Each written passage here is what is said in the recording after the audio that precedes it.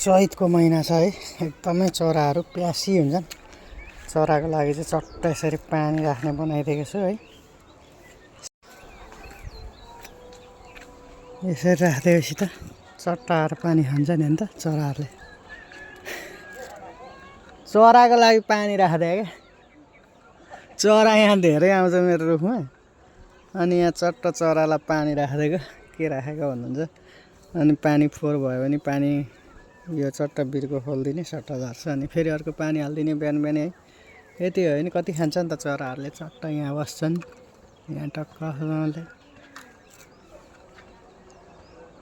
कुनै न कुनै चरालाई त हुँदो होला नि हो, यति गरिदिएको छैन। ल दामी छ है। सेवा धर्म पनि गर्नु पर्यो नि। कहाँ राखिदिउँ भने यहाँ हावाले हल्लाउँछ, यसरी बनाएको छु। चट्ट चरा आउँछन्, खान्छन्। र पानी फ्याँक्नु पर्यो भने यो बिर्को खोलिदिने, फालिदिने। धर्मको पनि काम गर्नु पर्यो कि। के गर्नु पर्यो भन्दाखेरि पानीलाई यसमा हालेर चरालाई राखिदिनु पर्यो क्या। बिहानै घरमा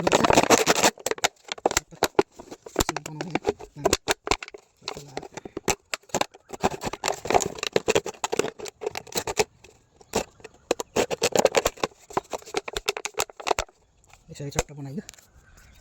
अब यसमा चट्ट पानी राखेपछि चरालाई हुन्छ।